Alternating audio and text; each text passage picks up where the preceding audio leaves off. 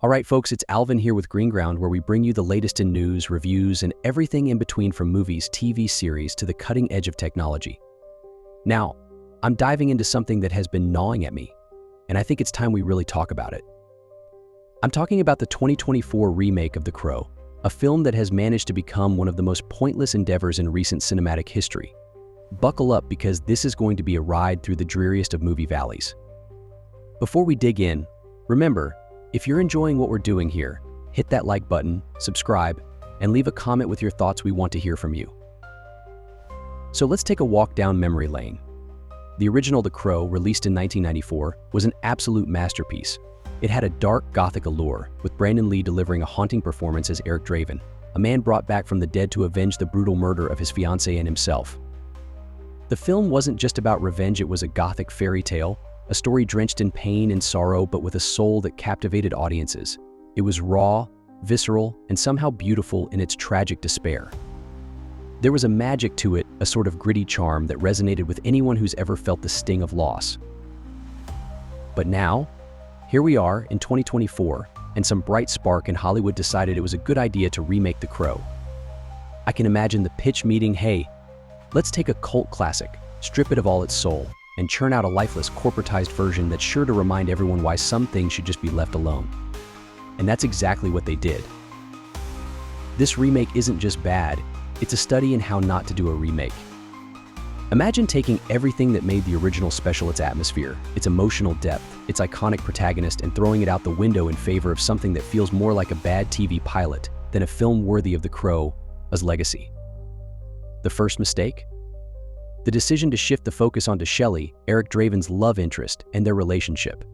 Now, in the original, Shelley was more of a symbol, a representation of Eric's lost love, and the driving force behind his quest for revenge.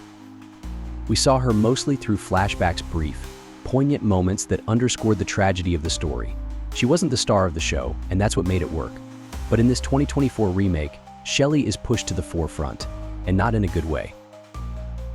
Shelley is portrayed as a former prostitute with a drug addiction, on the run from a crime lord named Vincent. And let me tell you, this character isn't just a misstep, it's a tumble down a flight of stairs. She's far from the innocent, tragic figure we saw in the original.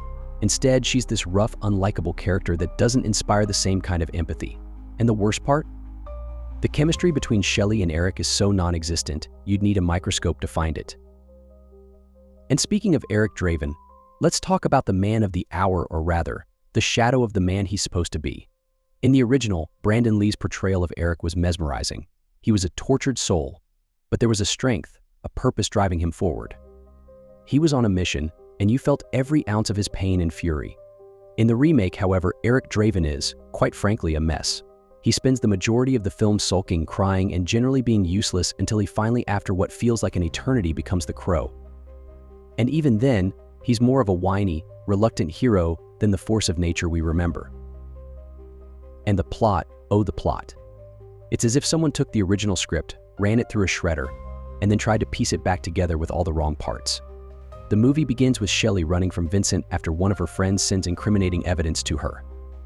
Eric meets Shelley in a rehab center because apparently that's where our new hero hangs out these days, and after an escape that feels more like a forced plot device than a thrilling adventure, they begin a relationship. What follows is a series of dull, lifeless scenes that feel more like watching paint dry than a passionate love story. Eventually, Vincent's goons catch up with them, and Eric is killed, only to be resurrected by a strange being named Kronos, who tells him he must kill Vincent to save Shelley. And here's where it goes from bad to worse. You'd think at this point the film would finally kick into gear, but no. Eric continues to bumble his way through, despite having supernatural powers, and even Kronos gets fed up with him. The climax, if you can call it that, is a tedious, drawn-out fight scene where Eric, now fully the Crow, faces off against Vincent, a 60-year-old man who, despite apparently being an immortal demon ninja, offers about as much threat as a wet paper towel. By the time the credits roll, you're left wondering why this movie even exists. Who thought this was a good idea?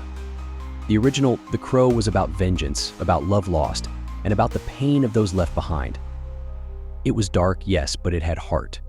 This remake? It's a soulless cash grab, a film that completely misses the point of what made The Crow special in the first place. If you're a fan of the original, Do yourself a favor, avoid this one like the plague. Go back, rewatch Brandon Lee's performance, and remember what the crow is supposed to be. Now, I know I've been harsh, but sometimes you have to be. When something you love is turned into something so unrecognizable, it's hard not to be. But that's enough from me. If you want more details, check the description, and if you have thoughts of your own, let me know in the comments. Don't forget to like and subscribe if you haven't already. We've got plenty more to talk about here at Green Ground. Until next time, keep it real, folks.